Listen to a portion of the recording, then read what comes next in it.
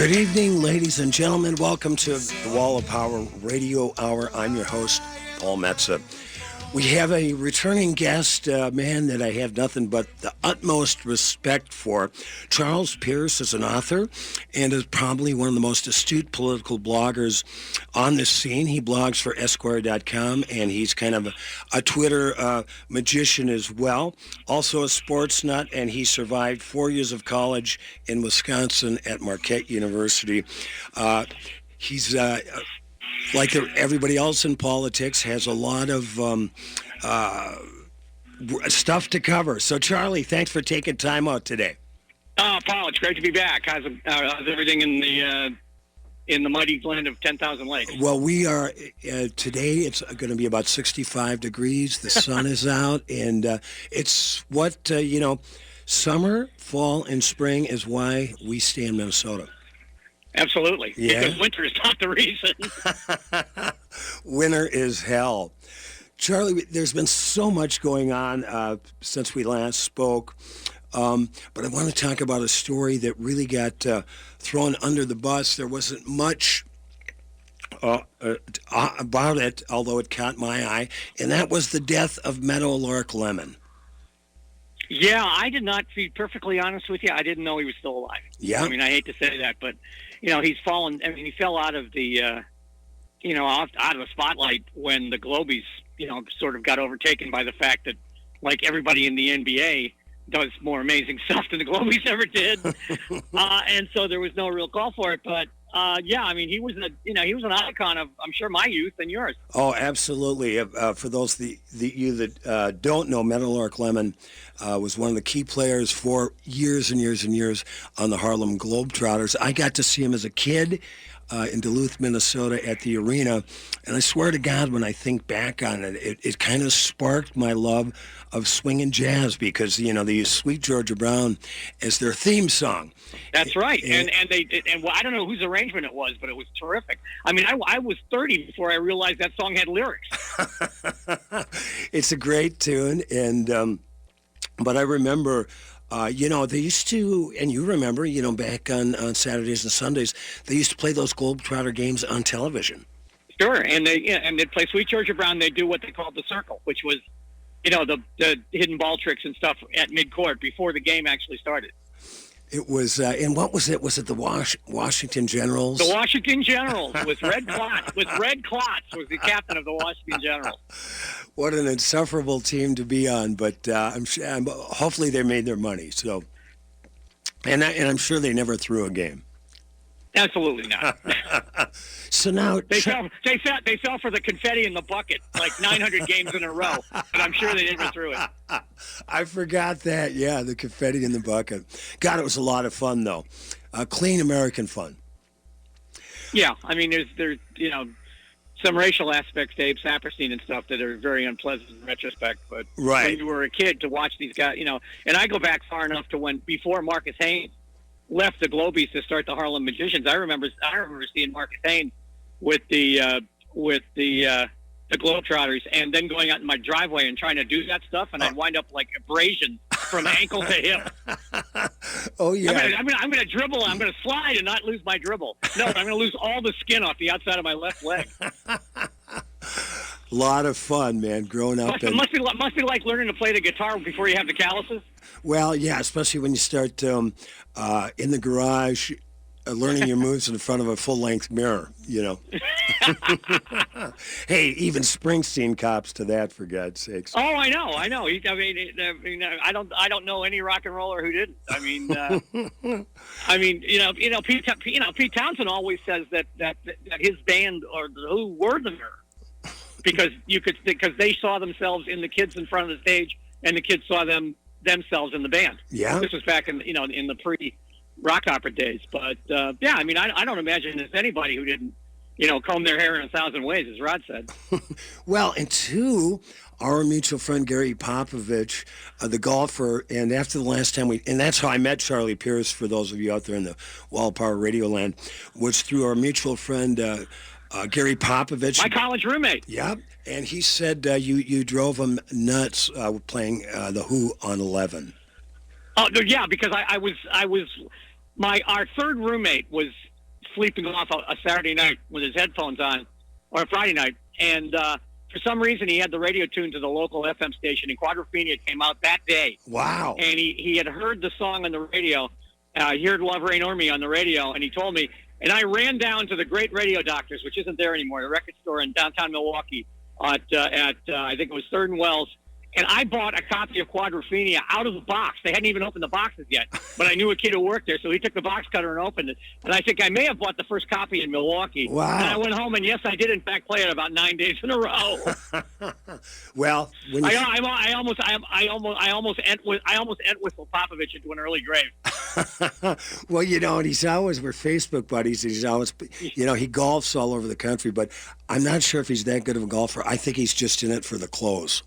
Well, I don't know. He purports to be very good, which is surprising to me because I didn't even know that in college. But he is a picker, though. He's a fine picker. We've jammed together. Really good banjo player, and knows his music, which is why. Which is one of the reasons we get along so well. Hey, we're going to have some fun here in the first segment of the Wall of Power Radio Hour before we get into some serious political stuff. So you spent some serious time in Wisconsin. I did. Point or Liney's? Liney's Lager. Okay. When I was there, this is very funny. I went to this is kind of embarrassing. I went to a student journalism convention in La Crosse. My junior year, and at that time you couldn't. This was before Liney's got bought out and became like a craft beer, a national name in craft beer. You couldn't even get Liney's Lager all over Wisconsin. There was only one liquor store anywhere near campus that sold it, and I was just very taken by it. And since then I've sought it out, but I can get Liney's lemonade, blueberry, strawberry milkshake. Summer shandy in Massachusetts, but I can't get the damn lager. Yeah. It makes me crazy. And all those foofy beers. I was doing a gig about 2 months ago, and there was a very well-known brewery here in town, and so they had a gin and tonic beer. And I tasted, I told the guy, I said, if I want a gin and tonic, I'll order a gin and tonic. If I want a beer, I'll order a beer. I don't eat them both together in the same glass. I went up to my local a while back, and I looked behind the bar. There are 19 different flavors of vodka. Oh, yeah. Now, the whole point with vodka was it didn't have any taste. That was the whole point in drinking vodka. Right. Now they have bubblegum vodka. They have cotton candy vodka. Oh, I know. Who asked for that? Was there a demand for that? Well, and it's kind of blowing the cover for all those. And I used to have a general manager I worked for a blues club that shall remain homeless. That he got busted because the vodka for years, if you like to drink on the job, you could drink a pint on the way to work, and you wouldn't smell it. But now, with the blueberry and the bubblegum vodka, completely blew those closet drinkers, brought them into the light. So you were just touring Wisconsin for a while. Yeah, so. I was up there last weekend, and I went to see Randy Bryce, the iron worker, who's running for Paul Ryan's seat. How's he doing? How's he doing? He's probably a little bit behind because he's had a dark money avalanche bury him from Paul Ryan's super PAC over the last couple of weeks. But he's holding his own, and I think that's going to be the story of this election is we are headed into recount hell. Yeah, absolutely. Unless there's a late surge for the Democrats, which I'm beginning to wonder whether or not I'm beginning to wonder if there might be.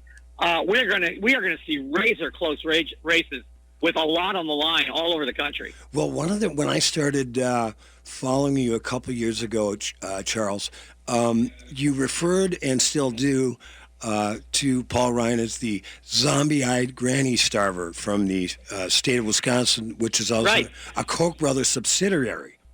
Yes, well, that's Scott Walker. He's the goggle-eyed homunculus hired to be the manager of the Koch brothers subsidiary, formerly known as the state of Wisconsin. He's in gigantic trouble, by the way. Oh, isn't that wonderful? He's probably going to lose. What is your feeling on the streets, when you're going to the bars and restaurants in Wisconsin? Could you pick up any vibe? Well, I mean, I get the sense that Walker's time has passed. Okay. That was an overwhelming feeling. Okay. Tammy Baldwin, the incumbent Democratic senator, she's been gifted with a terrible opponent, so I think she's probably all right. like I said, Bryce and Steele down in the 1st District down in Racine. That's 6-1/2 dozen other. I wouldn't pick that race. I think Steele's probably a little bit ahead because it's a very precisely drawn Republican district, because it's drawn for Ryan. But Bryce is putting up a hell of a fight. I'll tell you got to love anybody who goes to a debate with no coat and no tie and with his sleeves rolled up. To get her done, right? Get her done, man. Build it. As he said, I know a lot about my district because I built most of it.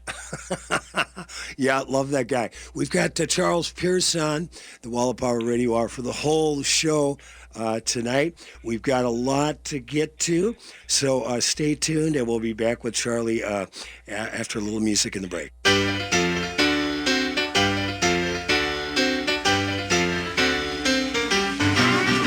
me tell you about it. Shot big rows of red hips, really nice and round. Shot juicy red lips.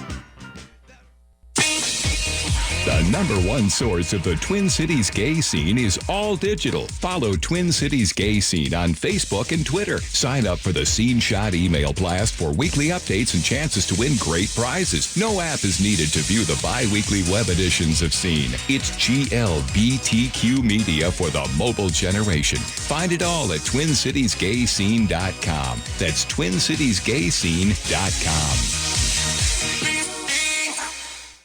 Being a dog is awesome, except when you really gotta go, but you're stuck inside. That's why I had my human called the Urban Dog. Daily walks, field trips, play groups, one-on-one time, safe off-leash play, and pet sitting. I love being an Urban Dog. The Urban Dog works with your schedule and can create a plan that fits your needs. The Urban Dog. Exercise, explore, socialize. Let the journey begin. Call 651-231-6333. That's 651-231-6333. Woo, woo, woo. Litton's Party Value has moved 1 mile north. Get into Litton's Party Value is easy. Google 913 Plymouth Avenue North. Litton's Party Value's new location has the same great, fun, party, holiday celebration supplies. Visit our Halloween section for your Halloween party and decorations and costumes too. Litton's Party Value has the selection, the quantities, and the low warehouse pricing you love. Visit our new location, 913 Plymouth Avenue North. Yes, free parking, or shop online, partyvalue.com. I'm Steve Conklin. And I'm Jake DeRoff. We're the hosts of the Mortgage Talk Show, Sundays at 12:30. Steve, what are we going to talk about this week? This week we talk about the Fed is no longer boosting the economy, how much rising rates can cost homeowners, and how Bank of America is finally giving back. Check us out for more information and email us any questions at mortgagetalkshow.com. Tune in to the Mortgage Talk Show every Sunday at 12:30 on AM 950. This is Chad, owner of AM 950, here to tell you about Snap Construction. They're experts in roofing, siding, window, and insurance restoration. They have energy-efficient products available for both residential and commercial properties. This spring, when we needed a company to take a look at a problem with our roof, I called the company I knew I could trust, Snap Construction. I've known Ryan, the owner at Snap Construction, for years, so I knew I could trust him. Don't just take my word for it. Check out their reviews online. They are arguably the most well-reviewed exterior contractor online in the metro area. Over the years, Ryan has always said the same thing to me about his work. If we build it, shouldn't we be held accountable for the work indefinitely? He backed that statement up years ago when Snap Construction was a pioneer in offering a lifetime craftsmanship guarantee on all their work. For a free estimate or general questions, call the locally owned company AM 950 Trust, Snap Construction at 612-333-SNAP. That's 612-333-SNAP, or find them online at snapconstruction.com. They have financing options available. Lay me down. She stuck me in a taxi and drove me way across town. And that's where she took me. She took me down. Welcome back to the Wall of Power Radio Hour. This is your host, Paul Metza. My guest for the whole show tonight is a man I really enjoy. On his blog, I follow him on Twitter, and as you could tell from the first segment of the Wall of Power Radio Hour, he's a great guest. Charlie Pierce, I have gotten hooked on crime podcasts. I listen to about an hour or so before I go to bed at night, and I've been following one that ABC News did. It was called Killing on the Cape, about Krista Worthington. Did you? Yeah, that was an enormous deal out here for better part of a year. And there's always been a little bit something hinky about both the investigation and the crime itself. And apparently there's some exculpatory evidence or allegedly exculpatory evidence starting to emerge now. Right, and for those of you that might not know about it, Krista Worthington was a single mom. She had a 2-year-old. She spent a lot of her time writing for fashion magazines in New York City, moved to Cape Cod. What was the town, Charlie? Do you remember? I'm not exactly sure. Yeah. I think Chilmark, maybe. I'm not sure. Yeah, and so anyway, she was... No, Chilmark's on Martha's Vineyard. Don't strike that. That's stupid to me. That's where Lillian Hellman's buried. But go ahead. Anyway. So she was murdered in 2002 when they discovered her. She was nursing. Her 2-year-old was trying to wake her mommy up. It was just a tragic turn of events. They ended up arresting the garbage man who had had sexual relations with her the night before, but denies killing her. It's really a great podcast, and this guy's been sitting in jail now since 2006, but the story is now rearing its head. Why I bring that up, other than I really recommend the podcast, Killing on the Cape, is you must have been aware of Whitey Bulger for years. Well, yeah. I mean, I have good friends who were threatened by him. And one of my favorite people, and this is somebody you can find on Twitter, and you should probably get on the show, is a lawyer named Anthony Cardinale. Okay. And Anthony was a lawyer for several of the extended family, if you know what I mean. Right. But a couple of his clients were framed for a murder by Whitey Bulger and by John Zip Connolly, the crooked FBI agent, right, with whom Bulger was in league. And Anthony fought for years to get these guys out. And it was partly through that effort that people found out that Bulger had been an FBI informant. Wow. Now, and that was so. Anthony's terrific. Anthony has a wonderful take on the Trump family as a conventional crime family. Oh man, I'd love to. I will follow him as soon as we're done taping the show. Yeah. Charlie, what is? Tell people out there exactly who Whitey Bulger was. Whitey Bulger was the member who grew up in South Boston.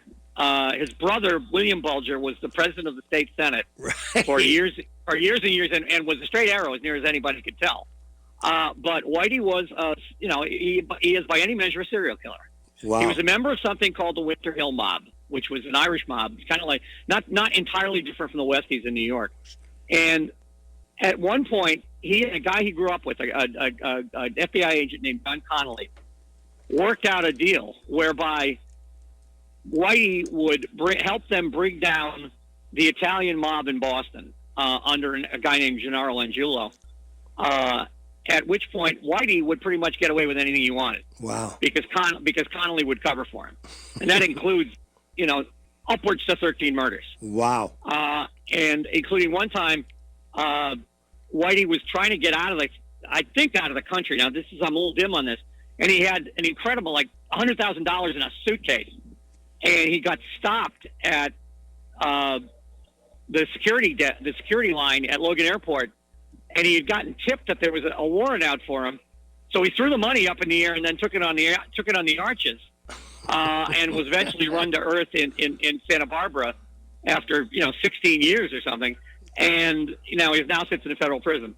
But he was a vicious, even by mob standards, a vicious psychopath, and he was covered for by the FBI. Which, of course, was an enormous scandal once it broke. Mm-hmm. Well, and John Connolly is now doing time in Florida.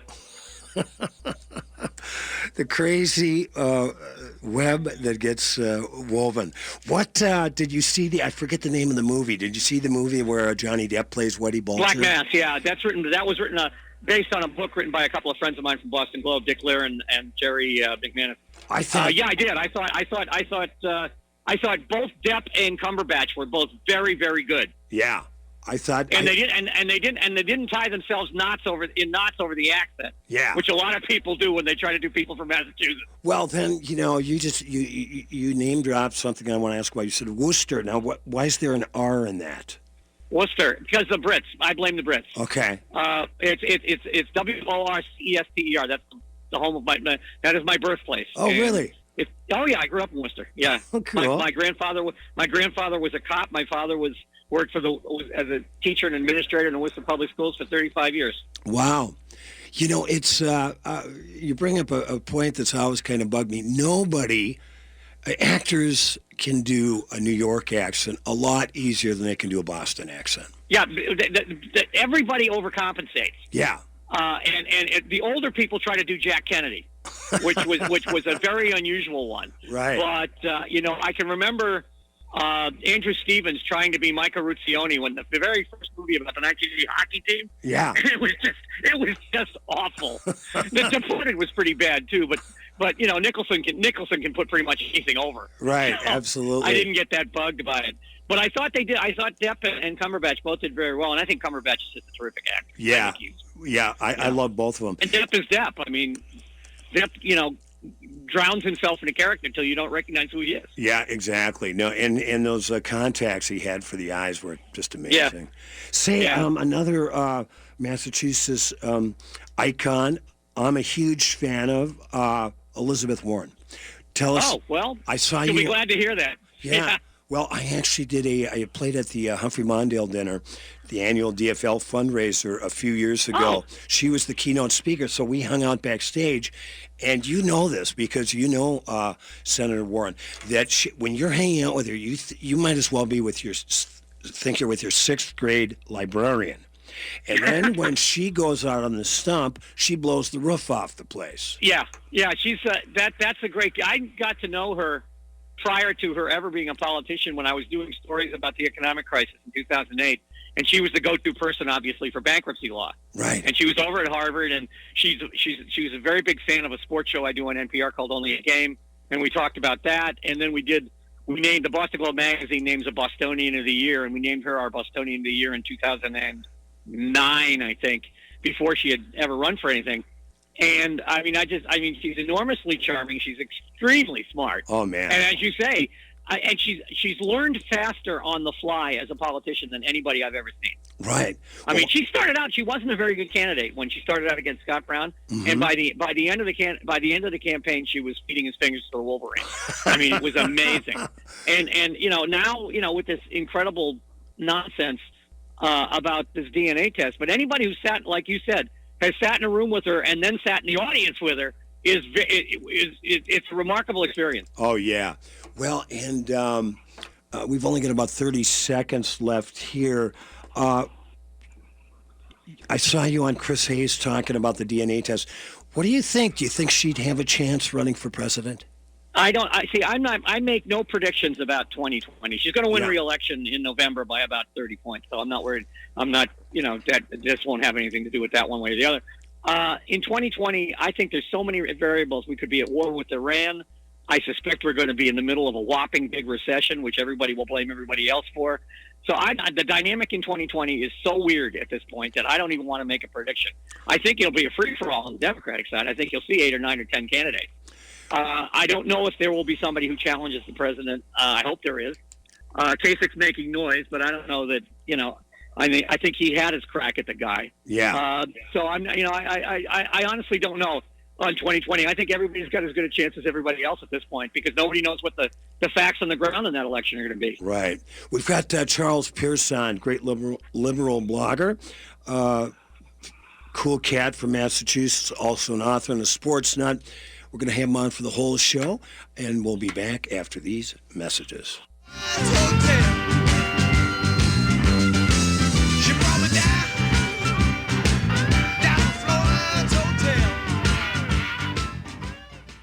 Hello, I'm Dave Hutch, DFL endorsed candidate for Hennepin County Sheriff. I've been a police officer for 15 years, and I'm running for sheriff because I believe our elected sheriff should have a vision of public safety that includes everyone, no matter where they're from or what they look like.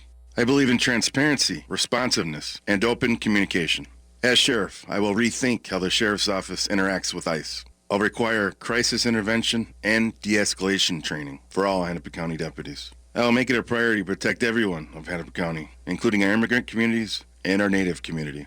I will provide mentally ill individuals with treatment and services needed to stay out of jail. I will never send Hennepin County deputies to break up protests at places like Standing Rock. And I will never stop working to improve the relationships between the police and the communities we serve. Let's start working together for a safe and healthy Hennepin County. I'm Dave Hutch, and I'm asking for your vote for Hennepin County Sheriff.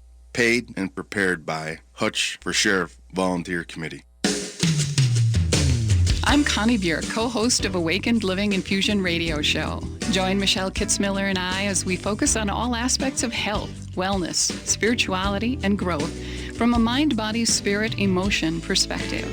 On the Awakened Living Infusion radio show, we will discuss stress, self-care, fear, happiness, beliefs, communication, joy, pain, trauma, and more. If you have a desire to live a life that is more than what you are currently experiencing, if you feel stuck or experiencing health concerns, maybe you're curious about ways to improve your life, then Awakened Living Infusion radio show will give you new perspectives and ways to take steps to change your life. Join us for the Awakened Living Infusion radio show Saturdays at 10 a.m. Let us share with you ways to infuse vitality into your life.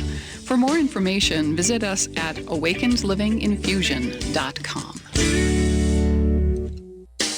Hello, humans. This is me, Ellie Krug, with Ellie 2.0 Radio on Monday mornings from 7 to 8 a.m. This week's theme is Idealist Operating Under the Radar, and I'll talk about Frances Oldham Kelsey, an FDA doctor who stood up to drug makers pushing the drug thalidomide. Her courage saved thousands of babies from being born with birth defects. The big interview will be with local attorney Paul Floyd, also an idealist under the radar. Ellie 2.0 Radio, engaging and real on AM 950. Hi, it's Tom Hartman. You know, Continental Diamond is special for a lot of reasons. The owners are Jimmy and Helene Pessis, a husband and wife team who had a dream to open their own store more than 30 years ago. They've built a business that is the gold standard. The readers of Minnesota Bride magazine have named Continental Diamond the best jeweler for the last 7 years. Why? Amazing, friendly, no-pressure customer service, a selection of fine diamonds and design jewelry unlike anywhere else, and the fresh-baked chocolate chip cookies are pretty great, too. Continental Diamond in St. Louis Park and at continentaldiamond.com.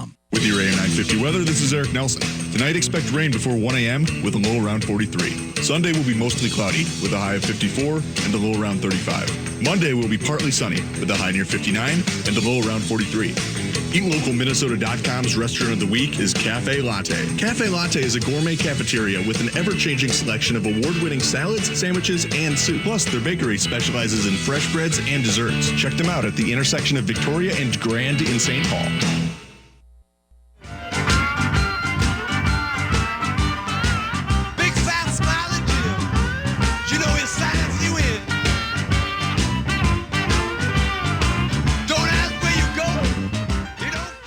Welcome back to the Wall of Power Radio Hour. This is your host, Paul Metsa. My guest for the whole show tonight, a charming dude, great liberal blogger named Charles Pierce. Charlie, let's get into Jamal Khashoggi. Yeah. What a tale that is, huh? Oh, man. Did you, I'm sure you followed him, his stuff in the Washington Post, if not in other yeah, outlets. I mean, he was one of the people one of the areas in which I am far from an expert is Middle East politics. I'm not entirely sure anybody is, but he was somebody you went to try to get an explanation about why stuff happens over there, and this is just appalling. Yeah. And the idea that the president of the United States and the administration, the executive branch of the United States is running cover for the Saudis on this is incredible to me. I mean, Teddy Roosevelt was going to send the Great White Fleet to Morocco to rescue an oil executive. Right. Now we've got a president who lets an American resident get dismembered and murdered, and pretends to buy this ridiculous alibi that the guy was in a fist fight and just fell repeatedly on a bone saw. Yeah, right. I mean, this is nonsense. Against 15 other... Yeah, 15 other guys, including a coroner and a member of the Saudi intelligence community. Yeah, this is a dog that not only won't hunt, it's sound asleep on the porch and may be dead. Yeah, and when's the last time... You live in the world of journalists. I know dozens of them. I adore the work you guys do. When's the last time, besides somebody like David Carr, could fist fight. I'm sorry, what? I said that broke up, Paul. No, I said, what is the last time that we both know a lot of journalists, anybody besides David Carr would actually engage somebody in a fist fight? Oh, I think a lot of people did. My friend John Schulian, who later became a television writer, once had a disagreement with an editor and threw him over a desk. Sort of stuff happens all the time. You know what? And oddly enough, I mean, this is something I get. And Ben Jacobs, who was attacked by Greg Gianforte up in Montana, is a friend of mine too. This happens a lot to sports writers. This doesn't often happen to political writers, but it happens to sports writers all the time. You know, or at least the threat of physical. You know what, Charlie? You're absolutely right. I remembered I had Jim Klobuchar, Amy Klobuchar's dad, one of the great, legendary, all-time best Minnesota journalists, wrote for the Minneapolis Star Tribune for years, also covered sports, and there was an incident he told me about. A night before a Vikings game, Norm Van Brocklin just wanted nothing to do with writers around the team the night before. He didn't even want the general manager or the guy that owned the team. It was just going to be Norm and the boys out at the Thunderbird Hotel on the 494 Strip, right down the street from the Mall of America, which I refer to as the Fall of America. And anyway, they got in a little, at dinner, they got in a little argument, and Norm said, meet me up in my room in 10 minutes. He goes to the room, and he says, Norm was about 6'4", Jim's about 5'7", and he said, all I could try to do was tackle him. He said, I went for him. He said, we knocked over the television, we knocked over the desk, and then all of a sudden, after this bear wrestle, we go, what exactly are we doing here? So Norm says, you know what?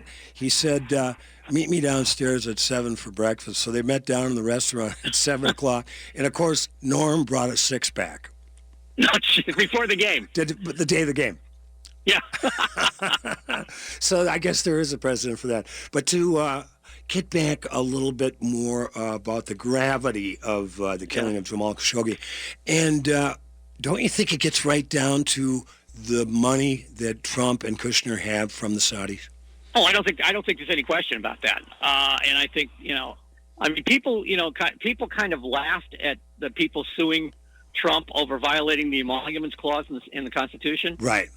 That's a lawsuit that ought to have. I mean, it does have some real teeth if anybody wants to use it. Right. I mean, because this is exactly why that clause is in there. Mm-hmm. To prevent stuff like this, to prevent presidents or, as they say, officials of the United States government from being compromised in this way, that they can't do their jobs because of their business interests. And there is absolutely no question that that's what's going on here. I mean, because they're attaching themselves to ridiculous lies. Right. I mean, they're not even attaching themselves to plausible lies at this point. Well, and then to compound the problem, you have Trump going out there and saying, well, hey, we've got this $110 billion investment by the Saudis, to build to build whatever they need for war.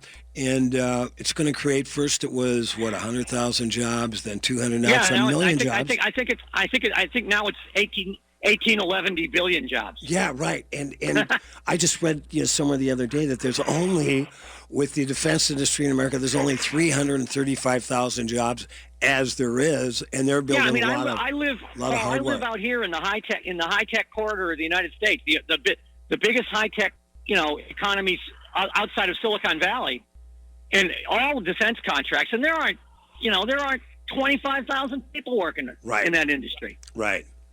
How does Trump get away with? I think, and this is for a longer conversation. This is for the next time I'm on the show. Yeah.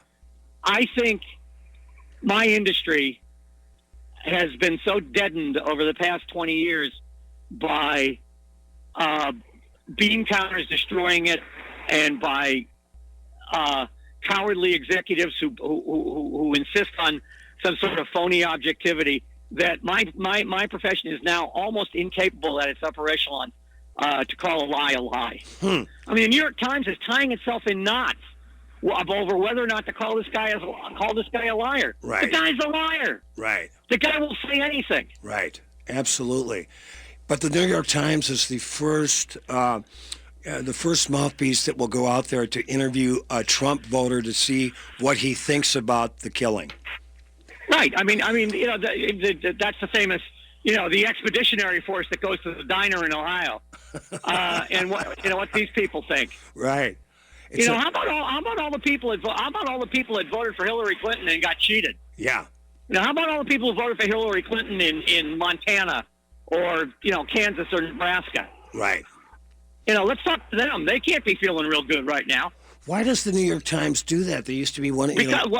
Well, they still are. See, that's the great conundrum of the New York Times is they still are essential. They still do essential reporting. Right. They have wonderful on the ground reporters. There's no better reporter in American newspapers than Charlie Savage. Right. None. Okay. But their political writing is bizarre. Right. And their op-ed column is just awful. But that's another thing entirely. The political writing is just strange. Right. It seems like it can be pulled in a certain direction by almost anybody. Right. And even if it's contrary to the great work that's being done in other sections of the paper, and I don't know that many people here, that many people down there, but I can't imagine that the people doing the real journalism, when they see what they're doing translated into the political context, don't go up the wall. Yeah. Well, and then you have Maggie Haberman, the Trump whisperer, and I can't get a beat on her at all. Well, if you want to, you want me to speculate from the elbows, I think she's tied into Ivanka and Jared, and I think that's her sources, and she has to walk a bit of a tightrope, not to alienate them. But sooner or later, you have to realize that the tightrope doesn't matter. You're walking over an alligator pit anyway. Right. You can't stay on the wire forever. Right. Not at this time in history. Right. Now, what about? I remember there was a great saying that Carl Wallenda, the great wire walker who came to an untimely end in Puerto Rico, right in front of the Boston Red Sox, I might add. Oh man. He fell off right in front of their hotel. Oh, jeez. But he used to say, "Life is on the wire; everything else is waiting." Right. I think we're on the wire right now, and I think we're in trouble.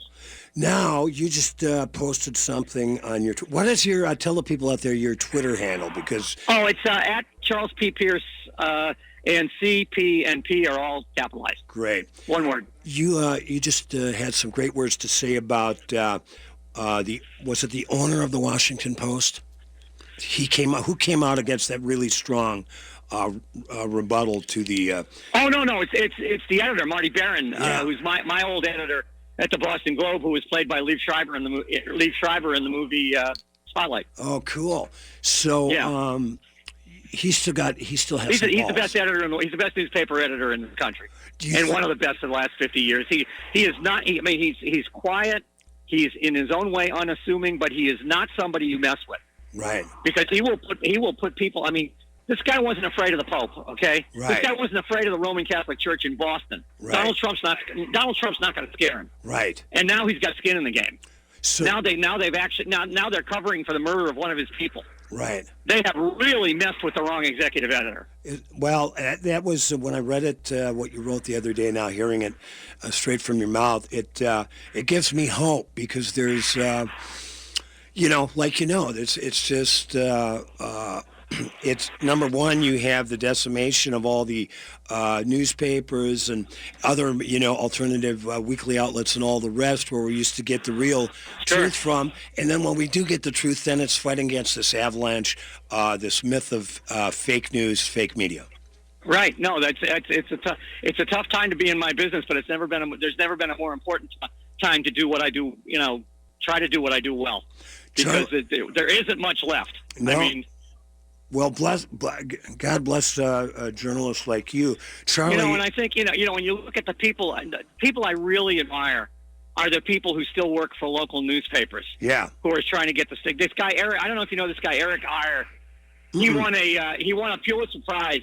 He works for a newspaper in West Virginia, and he discovered that one of the towns or one of the counties, a little coal county, in West Virginia had been an absolute dumping ground for opioids. I mean, they were sending. I don't even remember the numbers, but it was something on the order of 600,000 pills a month to this one county. Wow. And Eric caught him, went through the documents, caught him. One of self a Pulitzer Prize, but I don't know whether the situation's changed or not. But he's one of my local. You know, if you still have a local newspaper, subscribe.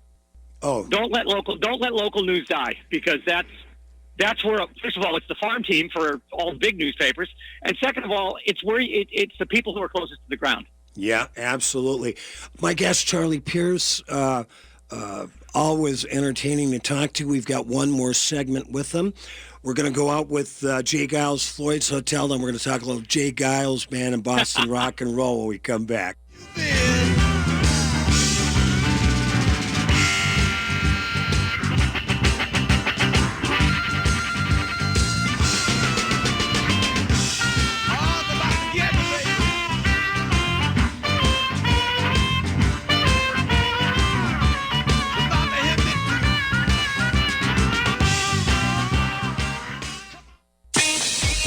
The number one source of the Twin Cities gay scene is all digital. Follow Twin Cities Gay Scene on Facebook and Twitter. Sign up for the Scene Shot email blast for weekly updates and chances to win great prizes. No app is needed to view the bi-weekly web editions of Scene. It's GLBTQ media for the mobile generation. Find it all at TwinCitiesGayScene.com. That's TwinCitiesGayScene.com.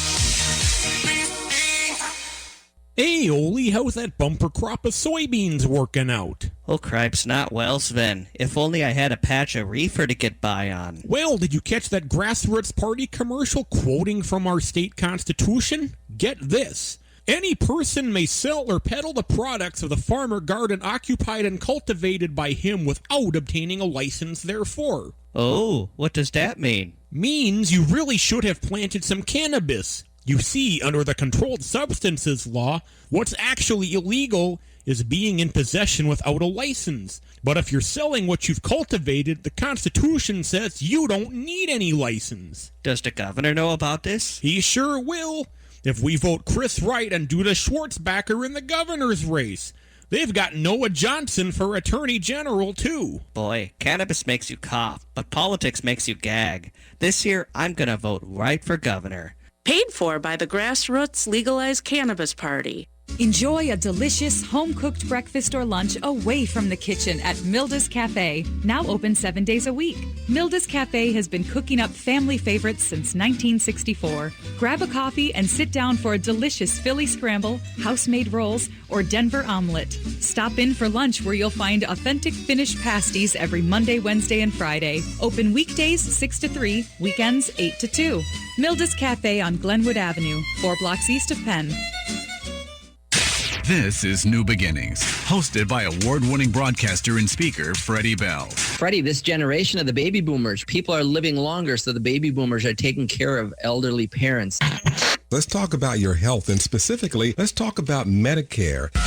Our show features the concerns of America's 78 million baby boomers in employment, finance, health and nutrition, and even entertainment. Catch New Beginnings with Freddie Bell, Saturdays at 11 on AM 950, the progressive voice of Minnesota. As we head into fall, get your vehicle service done at Rudy Luther Toyota. Regardless of where you've purchased your vehicle, Rudy Luther Toyota is your #1 destination for auto service and repair. Routine maintenance or a larger repair, easily schedule your appointment on their website, RudyLutherToyota.com. That's RudyLutherToyota.com. They're fast, courteous, and they get the job done right. And considering my schedule, I trust them. Get your vehicle ready for the cooler weather with a trip to Rudy Luther Toyota, 5 miles west of downtown Minneapolis on 394.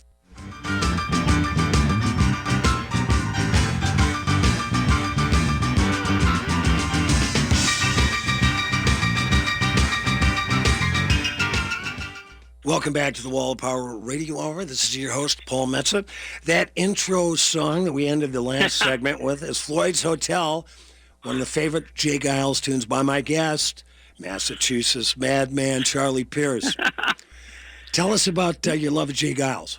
Oh, they were, first of all, they're kind of my hometown band because outside of Peter Wolf, they started as the Hallucinations in Worcester. Really? That was Jay Giles and Magic Dick the harp player. And I think Stephen Joe Blatt, the drummer, although I'm not sure. And then they picked up, Peter Wolf was, this incredible late night DJ on FM radio, rhythm and blues encyclopedia, friend of Van Morrison, hanger out of all things. And he turned into a great frontman. And they were they were probably as much fun as any band I've ever seen. They were very close to being, they were almost a house band at the Fillmore East there for a while. And they were very close to being the American Rolling Stones. Right. I think. Well, and I can't get him in, and I can't get him into the Rock and Roll Hall of Fame no matter how hard I try. Oh my God! Well, and of course, Jay Giles passed last year. Yeah, that's right. But Magic Dick is still around, right? Still blowing his face out. I was stayed out in Boston. I believe it was in '86. On my way to Greenwich Village for some gigs, and I was walking down Newbury Street, and it was a gorgeous summer day, and there was Peter Wolf. So he's around. He's always around. He turns Yeah. up in the strangest places, and he's a legendary, as I said, a legendary Boston character. A pal of mine named Ryan Walsh has written a great book about the recording of Astral Weeks. Yeah, right. And about what Boston was like in 1968. I was just paging through that at Barnes and Noble the other day. Yeah, you'll see. Yeah, you should buy it because there's a lot of good stuff in there. There's a lot of good stuff in there, and Peter Wolf is one of the main characters. Peter Wolf was one of Ryan, and of course Ryan is in a band called Hallelujah the Hill. Okay. And he was one of Peter's. Peter was one of his guides to Boston music. So he's in and out of the book, including having some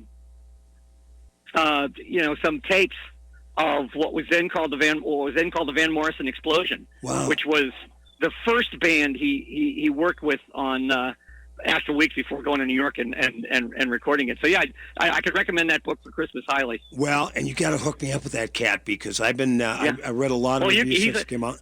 He's a Twitter guy too. So okay, cool. What's his name? Ryan Walsh, WALSA. Great. Well, anyway, so I saw Peter Wolf, and I walked up to him, and as I do when I go to other cities, I fill my pockets full of my records and things. And what I do is what David Carr used to refer to as me sliming people with my music. But you never had a publicist or a manager. That's just how I roll. But Peter was there having lunch, I believe, with two gorgeous women. So I introduced myself, and when I told him I was from Minneapolis, he goes, "How's Willie Murphy doing?" Really? Yeah. Wow, so we knew him. Oh, yeah. Big fan of Willie Murphy. And, of course, everybody knows Colonel Rand Glover. Yeah. So that great Run and Jump and Stand and Still, the record that Willie did with Spider John Kerner back in the late 60s called, they referred to it as psychedelic ragtime. I believe Peter was a big fan of that. He has big ears. Yeah, I mean, I remember, what I remember most about Tony Glover is he used to review records for Rolling Stone. That's right. That's right. The first time. I think if I remember correctly, he reviewed the first Giles live album.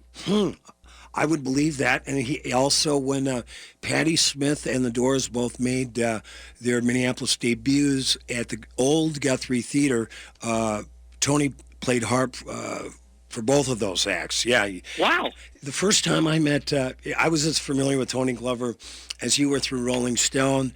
And then, if I could add, I got to be good friends with John Morthland when he moved to Texas.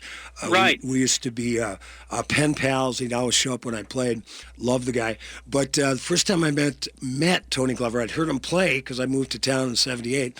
But my first record, Paper Tigers, came out in 1984, and I included a lyric sheet. So I was setting up. I played at this club where Dave Ray and Kerner and Willie played, a beautiful place called the 400 on the corner of Cedar and Riverside in Minneapolis, West Bank, Minneapolis. And so I was setting up early in the afternoon. I saw Willie and Glover reading the liner notes to my record. So I thought, I knew Willie, of course, so I thought I'd go up and introduce myself to Tony Glover, at which point he decided he would rather take out a switchblade and start polishing it at that time. Really? Yeah, that's about, wow. And we've had, we said hello a few times, but Tony's kind of, he's James Dean, here in Minneapolis. Yeah. God bless him. Hey, we got 10 minutes, we got 2 minutes left with Charlie Pierce. Charlie, what should we be watching for in the upcoming midterms? I see Trump is already on the bandwagon with the voter fraud thing. Yeah, I think I think the most important day of the midterm elections is going to be the day after, when we see the results. We see how many. Like I said, I still think we're going to slide into recount hell all over the country, and then we have to see how the president reacts, whether he works through his allies in Congress to delegitimize the results. I think that's going to be the most important day. Yeah. So keep an eye in Minnesota.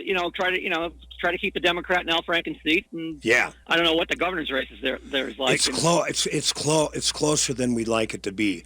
Tim Walz is the DFL. Good guy, ex-service guy. I stand with him on pretty much everything except the environment, but that's been the DFL kind of the Achilles heel for years. Really? Because it's up on the Iron Range. You got the Boundary Waters, you got Lake Superior, but it's always the it's the unions, workers, jobs. Right. It's the same thing. I had an argument with Randy Bryce over the XL pipeline for the same reason. Yeah. It's this weird collision of labor and environmentalists, and it doesn't have to be. Yeah. I mean, there's a way to do that without ripping your own allies apart, but. As you said, it's a long-standing problem. With 30 seconds left, Charles, how are you? Is the blue wave? Does it exist? I think it does. I think its magnitude will depend on whether or not, and this is something I think I mentioned earlier. If the late deciding voters break the way I think they're going to break, then it will be enormous. If the late deciding voters don't show up, then it could be, a pretty average midterm, but we'll see. I make no predictions. I bet only on horses because they're the only things you can trust. Charlie, thank you so much for your time today. And, no problem, Paul. And anytime. Have a wonderful week. Thanks for listening to the Wall of Power Radio Hour. The show was produced by Paul Metza, engineered by Brett Johnson, in the basement of AM 950 Studios in Eden Prairie, which is neither Eden nor a prairie. Follow my new website, paulmetza.com. Hear my new tune, Ain't Gonna Whistle Dixie Anymore. Find out where I'm playing every Thursday night. I'm at Shaw's Bar November 1st, Thursday. I'm celebrating my birthday party down there, so come on down. We're going to raise a little money for Homeward Bound Dog Rescue. Also, every Wednesday night in St. Paul at the Green Lantern. Hang in there, everybody. We're going to get through this midterms, and we're going to end up on the right side of history. Thanks for listening. Like my dad used to say, remember to be kind and make someone happy.